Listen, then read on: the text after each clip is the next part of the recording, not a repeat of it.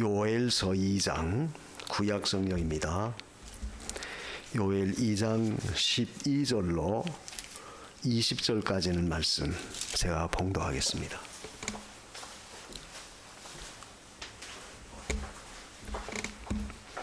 요엘 2장 12절 여호와의 말씀에 너희는 이제라도 금식하며 울며 애통하고 마음을 다하여 내게로 돌아오라 하셨나니 너희는 옷을 찢지 말고 마음을 찢고 너희 하나님 여호와께로 돌아올지어다.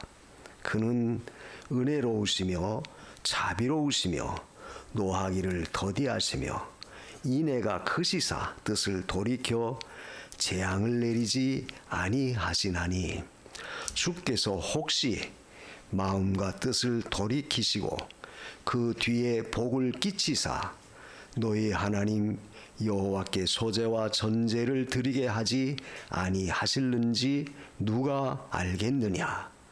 너희는 시온산에서 나팔을 불어 거룩한 금식일을 정하고 성회를 선고하고 백성을 모아 그 회를 거룩케 하고 장로를 모으며 소아와 젖 먹는 자를 모으며 신랑을 그 방에서 나오게 하며 신부도 그 골방에서 나오게 하고 여호와께 수종드는 제사장들은 낭실과 단 사이에서 울며 이르기를 여호와여 주의 백성을 긍휼히 여기소서.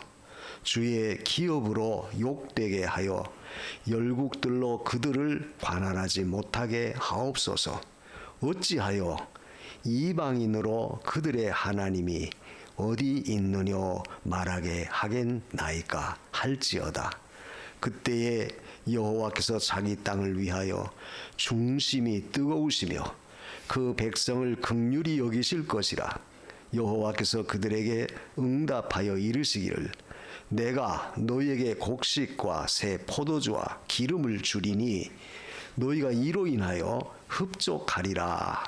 내가 다시는 너희로 열국 중에서 욕을 당하지 않게 할 것이며 내가 북편 군대를 너희에게서 멀리 떠나게 하여 메마르고 적막한 땅으로 쫓아내리니 그 전군은 동해로 그 후군은 서해로 들어갈 것이라.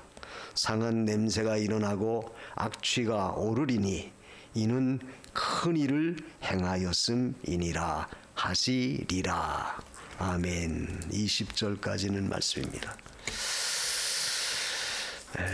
오늘 말씀 속에서 하나님의 날이 이르게 됨을 인하여 하는 말이고 2장 1절에 거기 기록이 되어 있습니다. 그 2장 1절을 보면 시온에서 나팔을 비어 나의 성산 호각을 불어 이 땅 거민으로 다 떨게 할지니 이는 여호와의 날이 이르게 됨이니라. 그러니까 여호와의 날이 이르게 됨으로 인해서 이 요엘 선지자는 하나님의 백성들을 향해서 나팔과 호각을 불어라 이렇게 말씀하고 있습니다. 나팔과 호각을 분다는 말은 결국 백성들에게 어떤 경고의 나팔을 불고 또 그들로 하여금 거기에 대해서 대비하도록 하기 위한 그런 한 방편으로 그렇게 하라는 거예요. 그런데 여호와의 날이 무슨 날이냐? 그건 곧 3절에 2절에 더 자세하게 나오죠. 곧 어둡고 캄캄한 날이요 빽빽한 구름이 낀 날이라. 새벽빛이 산 꼭대기에 덮인 것 같으니 이는 많고 강한 백성이 이르렀음이라. 그러니까 이 말은 결국 하나님의 심판, 여호와의 날은 결국 하나님의 심판의 날인데 그 심판의 날이 마치 무엇으로 비유했냐면은 어둡고 캄캄한 날이다. 그 중동 지방에서는 메뚜기 떼가 한번 날라오면 완전히 그냥 하늘을 다 덮어버려서 보이지 않을 정도로 빽빽한 구름같이 그렇게 몰려든다고 그래요. 그러니까 이것은 결국 요엘 선지자가 그 당시 유다의 죄를 지적하면서 너희가 하나님께로 돌아오지 아니하면 하나님의 심판이 그렇게 임할 것이다. 그걸 비유적으로 말씀한 거예요. 그러니까 빽빽한 구름이 끼는 날이라고 하는 거 보면 어떤 여망의 소망의 빛이 보이지 않는, 빛이 전혀 없는 절망적인 그런 상황 속에 다다르게 될 것이다. 그러니까 하나님의 심판의 그 참 두려움, 하나님의 심판의 그 오묘하심, 이것을 말씀한 거예요. 그래서 그런 것을 볼 때 너희가 어떻게 해야 되겠냐. 오늘 우리가 읽은 말씀입니다. 이제라도 12절이겠죠. 여호와의 말씀에 너희는 이제라도 금식하며 울며. 그러니까 우리가 때때로 살면서 여러 가지 본의 아닌, 우리가 참 원하든 원치 않든, 또 예상하든 예상치 못했던 빽빽한 구름 같은 캄캄한 흑암의 역사, 이런 일들이 우리의 삶의 속에 많이 나타나지는 그런 경우가 많이 있어요. 살아오면서 그런 일을 많이 우리가 겪습니다. 그런데 이 요엘 선지자가 말한 이것은 그 당시 역사적으로는 아수르라고 하는 대강국이 북쪽 이스라엘을 이제 침략해 와서 멸할 것을 예고한 그런 내용이에요. 그래서 실제 북쪽 이스라엘은 아수르에 의해서 멸망을 당하고, 그리고 이 남쪽 유다에 대해서 이제 그것을 이 요엘 선지자가 너희도 유다도 만약 정신 못 차리면 하나님의 심판이 너희라고 해서 비껴갈 줄 아느냐. 절대 그렇지 않다. 그러니까 너희는 지금 이 시기를 엄중한 비상사태임을 알고 백성을 갖다 나팔을 불고 호각을 불고 일깨우라는 거예요. 경고를 바라고, 그리고 거기에 대비하는 그런 믿음을 가지라는 겁니다. 그렇다면 오늘을 살고 있는 우리 시대에 이 말씀이 어떻게 적용이 되어질까? 이건 예언적 의미는 앞으로 말세의 7년대 환란이라고 하는 그런 이 환란을 예고하는 예언적 의미도 담겨 있어요. 우리가 계시록 읽어보면 7년 대환란이라고 하는 그런 환란이 있죠. 그래서 그런 환란에 대비하는 그런 신앙을 너희가 가져라. 또 이것은 실제 우리의 삶 속에 이 말씀이 주는, 적용되어지는 말씀은 결국 우리가 살다 보면 이런 빽빽한 구름 같은 역사, 흑암의 역사들이 우리를 덮어서 정말 우리가 참 숨통 틀 수 없을 정도로 아주 어떤 절망적 상황 속에 때때로 내몰릴 때가 없잖아 있을 수도 있다는 거예요. 그런 어려운 일들, 그런 고통스러운 환경 속에 우리가 접할 수도 있다는 거예요. 근데 그것은 결국 우리에게 왜 하나님께서 그런 것을 가져다 주실까? 우리 철없는 아이가 왜 엄마가 나한테 이렇게 쓴 것을 줘? 이거 먹으라고 해. 옛날 아마 나이 드신 분들 다 경험하셨죠. 막 몸이 아프고 그런, 우리 부모님들 무조건 갱그랍, 아마 나이 드신 분들은 다 아실 거예요. 갱그랍을 먹여요. 그 갱그랍이 얼마나 쓴지. 그럼 그 어린 아이는 그걸 모르고 그죠? 왜 쓴 걸 먹으라고 그래? 발버둥 쳐요. 그런데 그 갱그랍을 먹으면 열이 내리고 나요. 그와 같이 때때로 하나님은 우리에게 이런 엄청난 빽빽한 구름 같은 흑암의 역사들이 우리를 둘러서 우리로 하여금 숨통을 틀 수도 없는 그런 절망적인 상황으로 내모는 그런 일들을 경험하게 하시는 그 이유가 뭘까? 그런 일들을 왜 하나님께서 허락하실까? 차라리 우리 믿는 사람은 그런 것이 와도 싹 저 태풍에 구름 날아가듯이 다 먹구름 없어지듯이 활짝 다 벗겨주셨으면 참 좋을 텐데, 왜 하나님은 본의 아니게 그런 어려운 고통을 우리에게 왜 허락하실까? 왜 그런 것을 가져다 주실까? 그런 일들을 당할 때가 있다. 그런데 오늘 말씀을 통해서 우리가 중요하게 깨달을 수 있는 것은, 왜 하나님께서 나팔을 불어라, 이스라엘 백성을 향해서 왜 호각을 불러라 이렇게 하신 말씀의 요지가 뭐냐, 참뜻이 뭐냐? 그건 경고하는 것이고, 경고한다는 것은 결국 대비하라, 그런 것에 대해서 대비하라는 거예요. 준비하라는 거죠. 그래서 그걸 통해서 결국 하나님은 우리를 온전한 자로 돌이키게 하도록 하기 위해서 역사한 거예요. 그래서 오늘 12절에도 그 말씀이 나오죠. 금식하며 울며 애통하고 마음을 다해 내게로 돌아오라. 하나님께서 왜 그러한 고통과 어려움을 우리에게 허락하시느냐? 그런 것을 왜 하나님이 용인하시느냐? 결국은 그것을 통해서 내게로 돌아와라. 돌아오도록 하시기 위한 하나님의 한 방편이라는 거예요. 그러니까 늘 말하지만 우리 믿는 자에게 때때리는 어떤 시련이나 시험이 오는 것은 결국 하나님이 우리를 그저 앙하와 저주 속에 몰아넣어서 안 되게 하려고, 아예 멸망시키려고 그런 의도를 갖고 하시는 것은 결코 아니다. 절대 그런 의도가 아니에요. 그런 과정 속에서 너희는 너희 마음을 찢고 나에게로 돌아와라. 우리 신앙의 근본을 다시 돌이키도록 하기 위해서 하나님은 때때로 본의 아니게 그런 것들을 허락하시는 그런 경우도 많이 있다는 사실이에요. 자, 요즘 같은 세상 보십시오. 좀 세계적인 정세를 보더라도 그렇죠. 아주 참 어떤 희망적이고 좋은 기쁜 소식이라기보다는 늘 그저 절망적이고 우울하고 암담하고 참 불안한 그런 소식들만 자꾸 들려요. 요즘에 또 이스라엘과 이란과의 어떤 전쟁.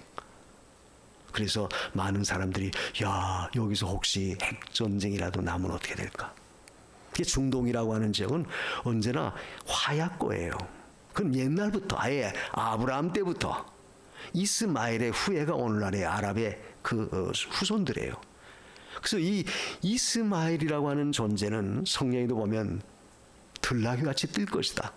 하갈이 아브라함에게 의해서 내쫓김을 당하죠. 자기 본부인 그 하갈이 사라를 막 무시해요. 자기 자식 낳았다고 해가지고, 이스마엘 낳았다고 해서 얼마나 그 본부인을 무시해요. 그러니까 하나님이 내쫓아라. 그래도 내가 너 하갈의 소생이 즉 이스마엘의 후손은 잘되게 할 것이다. 그러나 그 아이는 들판에 뛰는 나귀와 같을 것이다. 들나귀와 같을 것이다. 그 들나귀라고 하는 속성은 호전적이다. 호전성. 아주 싸우는 걸 좋아하고 용맹 있고. 그래서 늘 중동 지역은 결국 늘 화약고예요. 그리고 이스라엘은 어떤 민족입니까? 이스라엘은 하나님의 선민 아니에요. 조그만 하나님의 백성들.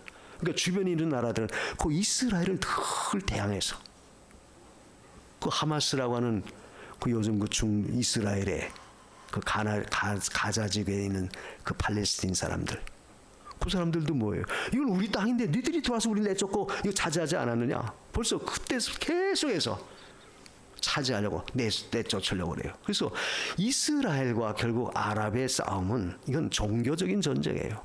종교적. 하나님을 경외하는 유대 이스라엘 민족과 그리고 아랍 즉 그 누구의 알라를 경외하는 이슬람 무슬림들 이슬람 그 유대교와 이슬람의 대적 아니에요. 종교적 싸움이에요. 중동 지역의 전쟁은 바로 그겁니다. 근데 그것이 결국 이 이란이라고 하는 주종 세력. 왜 이스라엘이 이란을 공격하려고 그래요? 뭐 여러분도 잘 알겠지만 결국 그런 그 이스라엘을 괴롭히는 하마스라든지 또 헤즈볼라라든지 이런 반기독교, 반이스라엘 그 적대 세력들을 뒤에서 조종하는 세력이 바로 이란이라는 거예요. 이란은 직접적으로 이스라엘과 맞댈 수 없으니까 그들 세력을 통해서 이스라엘을 자꾸 멸하려고 그래요. 그런데 문제는 이란이 핵을 갖고 있으면 큰 문제다. 그러니까 이스라엘이 그 이란의 핵을 근본적으로 없애려고 지금 막 요동치잖아요. 뭐 제가 정세 이야기하고 하려고 하는 게 아닙니다.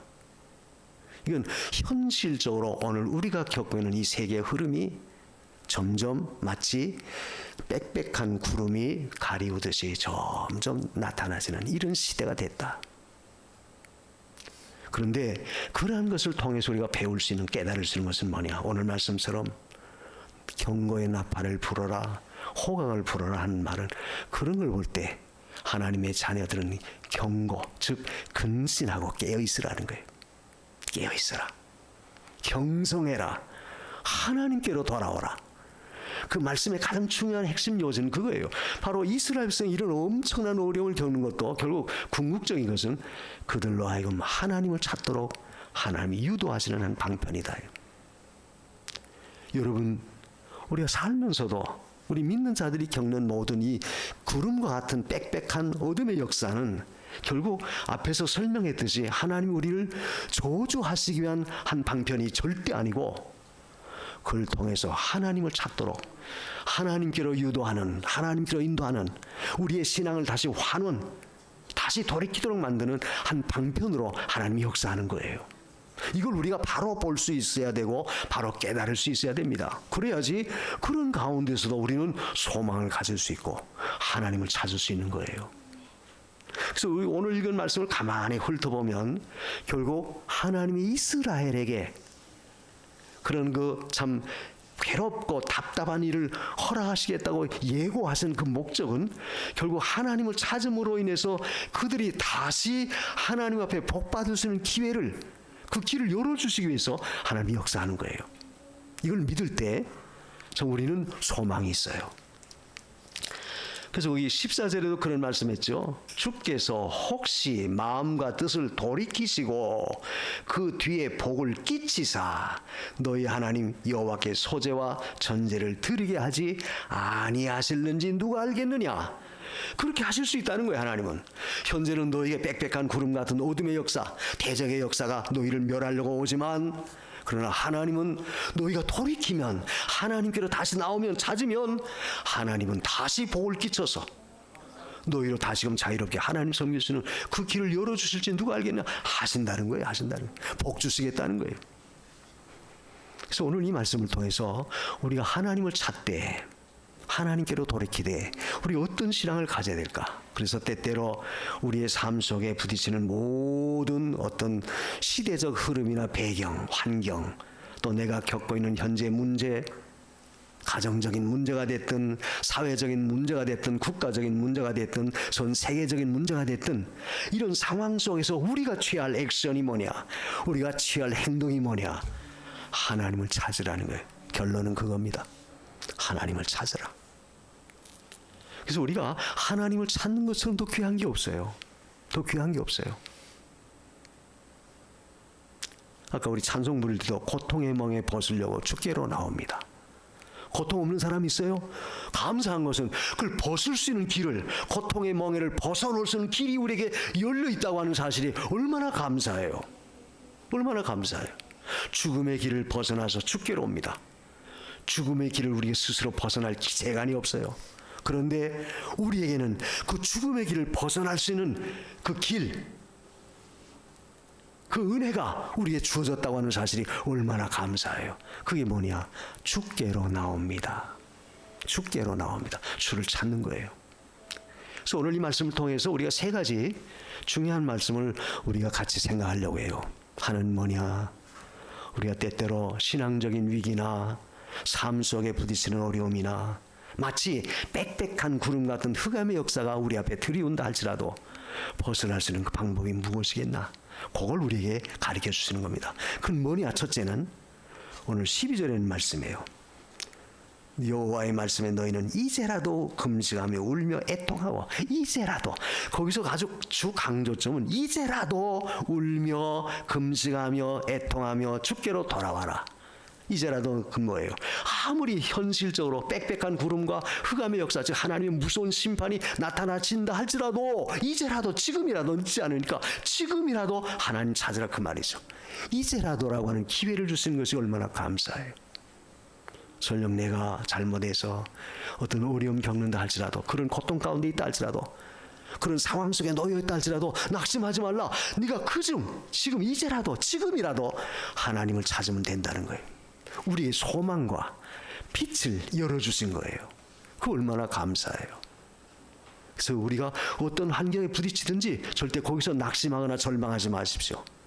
아, 나는 틀렸는데, 할 수 없는데, 너희가 설령 그렇게 한다 할지라도 이제라도, 지금이라도 하나님 찾으면 된다는 거예요. 이게 하나님이 우리에게 주신 은혜의 역사예요.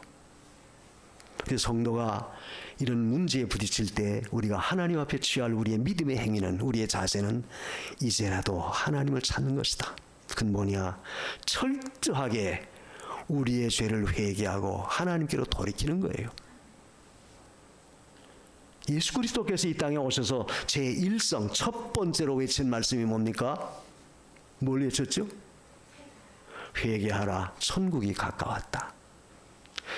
천국을 예비하셨는데 그 천국에 들어올 수 있는 첫 번째 길은 뭐냐? 회개하라. 회개하라는 거예요. 오늘 마찬가지예요. 우리의 삶 속에 많은 문제가 있다 할지라도, 절망적인 상황에 놓여 있다 할지라도, 우리가 이제라도 하나님 찾으면 하나님은 그 가운데서 우리를 구원해 주시는 거예요. 그래서 그 이제라도 우리가 할 수 있는 역사는 뭐냐? 회개하는 것이다. 회개. 여기 울며, 금식하며 울며 그랬죠. 애통하고 마음을 다하여. 금식과 우는 역사. 이건 뭘 가리켜요? 우리가 어떤 나의 잘못을 처절하게 내놓는 외적인 하나의 표시죠. 보통 우리가 금식은 어떤 문제가 있을 때 하지 않습니까? 어떤 문제가 있을 때. 그래서 그것은 벌써 금식하면 저 사람 무슨 문제가 있는가 보다. 외적인 어떤 형태예요. 우는 것도 마찬가지죠. 우는 건 왜 울어요? 애통하는, 즉 그것에 대한 절규예요. 하나님, 나 때문에 하나님께서 괴로워하십니까? 하나님, 이것 때문에 내 자신이 엄청난 마음의 상처와 괴로움을 겪고 있습니다. 엄청난 손해를 봅니다. 거기에 대한 애통하는 마음, 애절한 심령이 바로 우는 역사예요. 우리가 시편 51편 17절에도 그랬죠. 하나님의 구하시는 제사는 상한 심령이다. 하나님이여 상하고 통회하는 마음을 주께서 멸시치 아니하시리이다. 참 우리가 그 말씀을 읽을 때 참 감사해요. 염치 없지만 우리의 잘못과 부족을 깨달았을 때 하나님 앞에 나서 울며 통회하며 부르짖는 겁니다. 기회를 주셨다 그 말이에요. 그러면 하나님 절대 그걸 멸시하지 않겠다는 거예요. 상하고 통회하는 심령을 멸시하지 않는 하나님. 우리가 마태오 5장 2절입니까? 3절도 그랬죠. 팔복 가운데 뭐라고 그랬어요? 애통하는 자는 복이 있나니 저희가 위로를 받을 것이다. 애통하는 것이 무슨 복이에요? 그런데 애통할 때 하나님은 그에게 참된 위로를 가져다 줘요. 여기서 우리가 이 울며 금식하며 울며 하는 이 말씀을 보면 우리 어떤 진정한 회개의 역사는 단순히 외적인 어떤 모양, 외적인 표시, 외적인 의식, 형식, 이게 아니라는 거예요. 다음에 뭘 말씀합니까? 뭐라고 말하죠? 울며 애통하며 마음을 다하여 내게로 돌아오라. 그러면서 뭘 말해요? 옷을 찢지 말고 마음을 찢어라. 옷을 찢는 것은 외부적인 하나의 형태예요. 아이고 하나님 잘못했어요. 용서해 주세요. 외부적으로는 어떤 형태, 외부적인 어떤 형식, 모양은 내요. 우리가 잘못하면 아이고 하나님 잘못했어요. 용서해 주세요. 말은 잘해요. 문제는 우리의 마음을 찢으라. 마음을 찢으라는 것은 내 중심에 통해하는, 내 중심에 안타까워하고 내가 어떻게 하다 또 이렇게 하지 말아야 할 일을 했나? 해서는 안 되는데 내가 왜 했나? 해야 되는데 왜 이걸 못했나? 정말 내 마음속에 중심으로 깨닫고 애통하고 통해하는 그런 역사가 실제 내 마음속에서 일어나야 된다는 거예요. 그러니까 회개라고 하는 것은 우리가 말로만 하나님 잘못했습니다. 용서해 주세요. 그게 아니고 내 중심에서 정말로 하나님 내가 왜 이랬습니까? 내가 이거로 인해서 얼마나 많은 손해를 입고 있고 내가 이것 때문에 하나님께 얼마나 욕을 돌리고 이것 때문에 하나님 얼마나 괴로워하십니까? 처절하게 느낄 수 있는 심적인 변화, 심적인 마음의 요동, 움직임이 있어야 된다는 거예요. 이게 진정한 회개예요. 그래서 마음을 찢으라 하는 것은 결국 우리 중심을 전적으로 하나님 앞에 내놓고 회개하라는 거예요. 그래서 우리가 교회에 오면 늘 목사가 그저 회개하라. 귀에 그저 못이 막힐 정도 많이 하지만 사실 어떤 면에서 성도에게서 이 회개라고 하는 것은 우리가 하나님의 은혜를 힘입을 수 있는, 하나님의 축복을 받을 수 있는 가장 좋은 그 은혜의 통로예요. 은혜의 통로입니다. 만약 이것이 없다고 해보세요. 회개가 없다고 해보세요. 우리 하나님 앞에 설 수 없어요. 근데 더 감사한 것은 거기 13절에 우리가 회개할 수 있는 근거를 여기 말합니다. 회개할 수 있는 근거가 뭡니까? 너희는 옷을 찢지 말고 마음을 찢고 너희 하나님 여호와께로 돌아오라. 그는 은혜로우시다. 이 말씀이에요. 우리가 왜 하나님께로 돌이키느냐? 그는 은혜로우시고 자비로우신 하나님이다. 은혜롭고 자비롭다고 하는 이 말씀은 우리 하나님은 얼마든지 돌아오는 자는 용서하고 용납하고 받아주시고 덮어주시고 얼마든지 모든 걸 사유해 주신다는 거예요. 이 얼마나 감사해요. 사람 같으면 그렇게 하겠습니까? 조금 잘못했을 때 이거 잘못했어요. 돌아가서 또 못된 짓 해요. 또 와서 잘못했어요. 또 되풀이하면 사람은 어떻게 해요? 이 아이놈 자식아, 절대 너 안 속아. 너 당장에 보라고 말 거 아니겠습니까? 근데 우리 하나님은 은혜로우시고 자비로우시다는 말을 얼마든지 용납하고 얼마든지 받아준다는 거예요. 우리 하나님을 말할 때 하나님, 공의 하나님, 사랑의 하나님 두 가지로 말하죠. 공의 하나님이라는 건 뭐예요? 죄에 대해서 냉정하다. 죄는 1점이라도 절대 눈 감아주지 않는 엄격한 하나님이에요. 그런데 사랑의 하나님이라고 하는 말씀은 뭡니까? 그런 죄인은 얼마든지 받아주시고 그 죄인은 용서해 주시는 하나님이에요. 얼마나 감사해요. 그래서 우리가 우리 마음 가운데 또는 우리 생활 속에 이런 빽빽한 구름 같은 흑암의 역사, 어둠의 역사가 본의 아니게 우리에게 닥쳐서 괴로움을 준다 할 때, 그때 우리가 할 것은 이제라도 내 자신에게서 하나님 앞에 부족한 것을 찾아보고 회개하는 믿음을 갖고 돌이켜야 돼요. 내 신앙을 찾아봐야 돼요. 왜? 그래도 하나님은 은혜로우시고 자비로우시기 때문에 그렇다. 참 이 말씀을 깊이 새길 때, 묵상할 때 참 감사해요. 은혜로우시고 자비로우시다. 하나님이 모지르시고 냉철하시고 하나님이 인간처럼 아주 뭐 쌀쌀 맞고 조금 더 어떤 여지가 없는 그런 아주 잔혹한 분이라고 한다면 저나 여러분들이 어떻게 하나님 앞에 서요? 하나님은 얼마든지 포용하시는, 얼마든지 받아주시는, 얼마든지 용서해 주시는 은혜로우시고 자비로우신 하나님이에요. 이런 하나님이 계시기 때문에 우리는 주께로 늘 돌아올 수 있는 겁니다. 또 거기 왜 우리가 회개할 수 있는가 하면은 노하기를 더디하시는 하나님이다. 이 말씀이 또 얼마나 우리에게 은혜롭습니까? 노하기를 더디하시는 하나님. 아이가 계속 엄마의 부하를 지릅니다. 한두 번 참지. 나중에 엄마가 어떡하죠? 그러면 그때는 감정이 폭발해요. 이놈의 자식이 그러면서 그냥 막 혈기가 나서 그 넓적한 손 가지고 아이의 뺨을 때려버려요. 참을 수 없다 이게. 그런데 우리 하나님은 노하기를 더디하신다는 그 말은 뭡니까? 얼마든지 우리가 하나님 앞에 나와서 주님 잘못했어요. 염치불구하고 또 똑같은 일 되풀이하면서도 용서해 주세요. 그러면 그래도 또 하나는 그 노하는 걸 더디하세요. 더디하시기를 얼마나 하신다고 했습니까? 우리가 베드로후서 3장 8절을 보면 하나님은 하루가 천년같이, 천년을 하루와 같이 기다리신다. 그 말씀이 얼마나 우리 마음속에 깊은 참 그 감동을 줘요. 하나님은 하루를 천년같이, 천년을 하루같이. 그러니까 노하시기로 말하면 당장에 멸해 버려야 될 텐데 그 천년을 하루같이 기다려 주셨어요. 더디하신 하나님이에요. 그러니까 우리는 하나님 앞에 우리의 잘못을 찾아 회개할 수가 있고 하나님을 다시 찾을 수 있는 겁니다. 여러분, 우리는 항상 우리 자신의 이 연약함을 돌아봐야 돼요. 어떤 문제가 있을 때 왜 그렇게 한다? 하나님 원망하고 하나님을 대항하지 말고 그 원인이 무언가 자신에게서 내 잘못된 부분을 자꾸 찾아보라. 하나님, 제가 무엇 때문에 그렇습니까? 무엇 때문에 하나님 속상하십니까? 무엇 때문에 하나님 마음 아파하시고 또 제 자신 심령 속에 이런 엄청난 상처를 안기고 이런 괴로움을 안겨줍니까? 무엇 때문에 그렇습니까? 그럴 때 하나님은 은혜로우시고 자비롭게 그래도 우리를 받아줘요. 또 노하기를 더디하세요. 돌아오기만 하면. 또 인애가 크시다. 그 인애가 크시다는 말은 그 밑에 뭐를 말합니까? 뜻을 돌이켜 재앙을 거둘 수 있다. 사랑의 하나님이라 그 말이에요. 재앙을 내리기로 했어요. 그런데 그들이 돌아오니까 하나님 불쌍히 사랑을 베풀어줘서 그 뜻을 다 제거했다. 니느웨 성을 향해서 요나가 외치죠. 40일 후에 하나님이 이 성을 멸합니다. 회개하십시오. 그러니까 하나님이 그 요나의 전도를 듣고 니느웨 성 사람들이 왕으로부터 백성이 이르기까지 철저하게 회개하니까 하나님은 그 뜻을 돌이켰어요. 40일이 지나도 재앙을 내리지 않았습니다. 이게 바로 우리 하나님 인애가 크신 하나님이에요.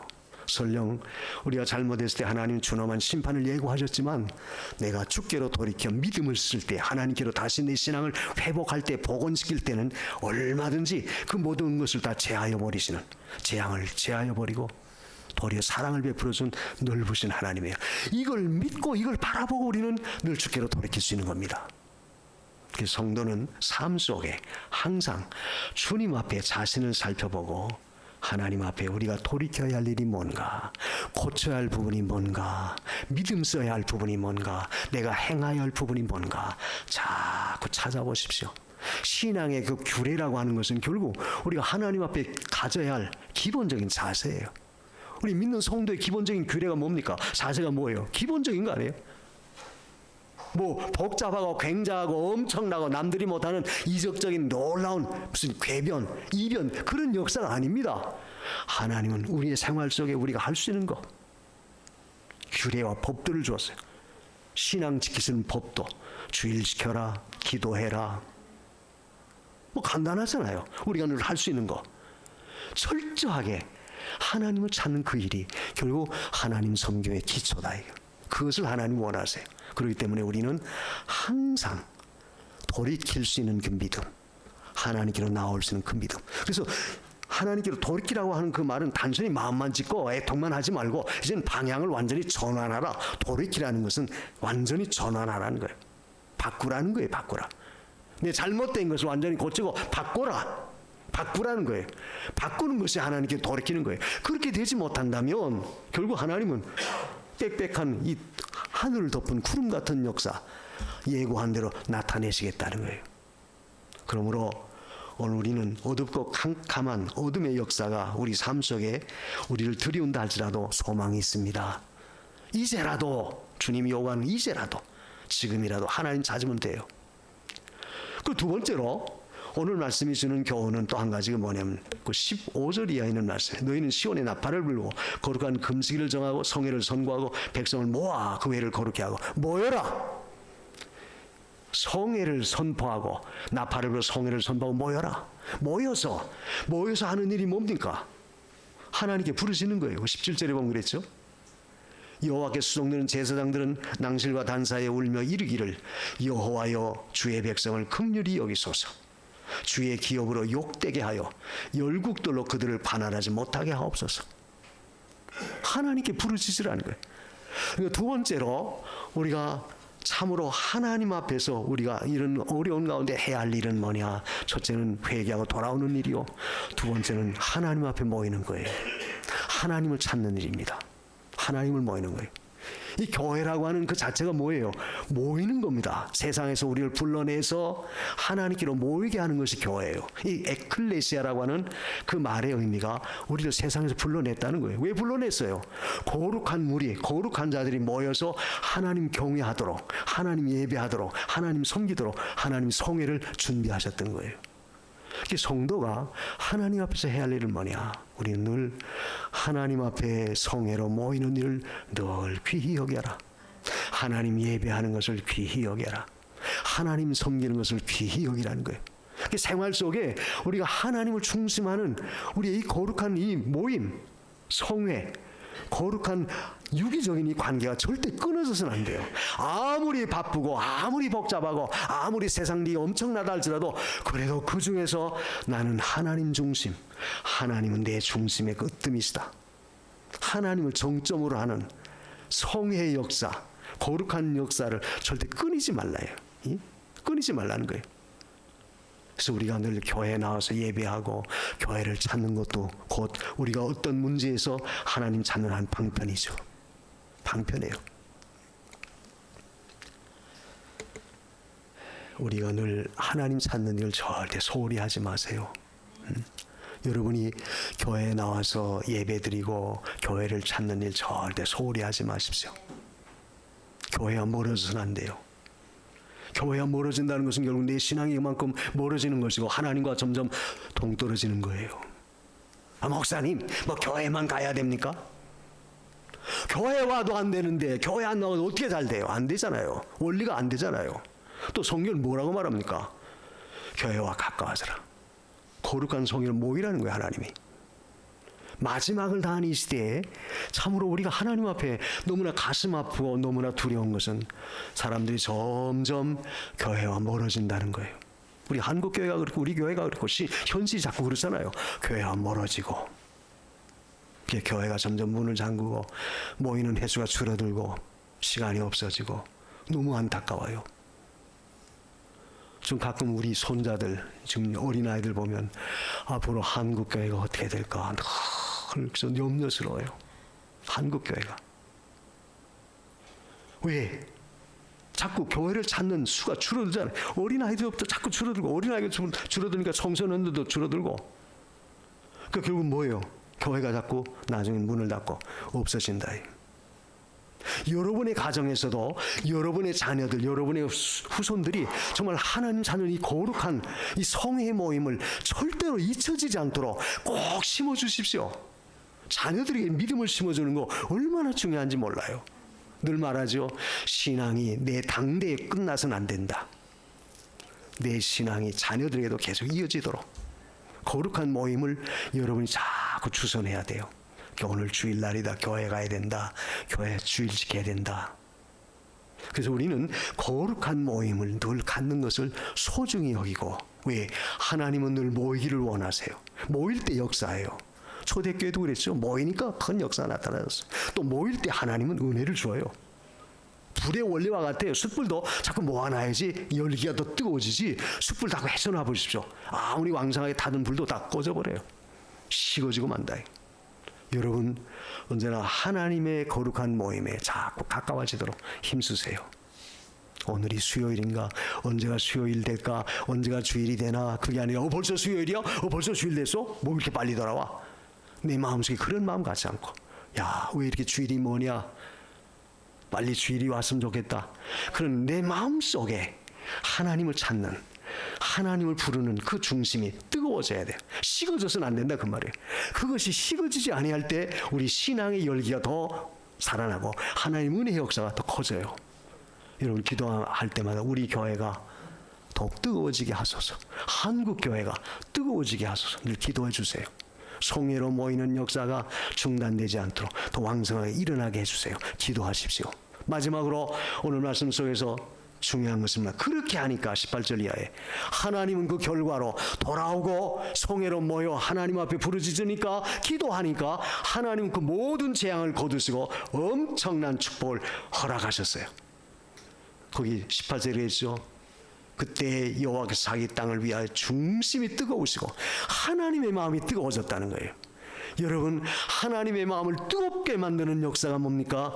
회개하는 것이고 기도하는 것이에요. 하나님 찾는 겁니다. 그럴 때 하나님의 마음은 중심이 뜨거워져요. 하나님의 보좌를 움직일 수 있는 방법이 뭐겠어요? 바로 회개와 기도의 역사, 하나님께로 나오는 역사입니다. 뜨거워져요. 하나님의 보좌가 뜨거워질 때 모든 문제 다 해결돼요. 그래서 뭐라고 말합니까? 너희가 흡족하게 모든 걸 주겠다. 그 19절에 그랬죠. 포도주와 곡식과 기름 주는데 흡족하게 준다. 하나님께서는 우리에게 흡족한 축복을 반드시 주시겠다는 거예요. 그리고 20절에는 우리의 대적을 멀리 치우겠다. 역사적으로는 그 아수르 대군을 하나님 다 진멸해버리겠다. 바벨론 제국을 다 진멸해버리겠다는 거예요. 그래서 거기 보면 전군은 동해로, 후군은 서해로 들어간다. 이 말은 뭐예요? 전부 다 죽는 사망의 길로 간다는 거예요. 동쪽으로 가든 서쪽으로 가든 그 대적들의 세력은 다 죽음에 이를 것이다. 심판하시겠다는 거예요. 주께로 돌아오는 자에게 준 축복이에요. 하나님 반드시 흡족하게 하시고 그 중심이 뜨거워서 우리를 위해서 모든 대적을 물리쳐 주시는 역사입니다. 우리의 모든 문제를 해결해 주실 수 있는 전능하신 역사를 하나님은 나타내 주시겠다는 거예요. 이런 축복이 오늘 저와 여러분 속에 일어나기를 간절히 바랍니다. 항상 하나님 찾는 데 소홀히 하지 마십시오. 늘 자신에게서 문제를 찾고 하나님을 찾으십시오. 그리고 매달리세요. 그리고 늘 하나님의 그 은혜의 역사를 틈하지 않도록, 주님과 등 돌리고서 멀리 떨어지지 않도록 더 가까워지는 그런 역사가 있게 해주세요. 우리 다 같이 기도하십시다. 오늘 우리의 시대에 우리가 당면한 모든 환경, 모든 이 일들이 되어져가는 그 환경이 어때요? 빽빽한 구름이 몰려오는 것 같은 이런 시대적 상황, 이런 배경 속에 삽니다. 그래도 절망하지 않습니다. 왜? 우리는 하나님이 계세요. 하나님을 찾고 하나님께로 돌아오는 일이 우리가 할 일입니다. 이런 믿음을 주세요. 다 같이 기도하십시다. 고마우신 하나님 감사합니다. 빽빽한 구름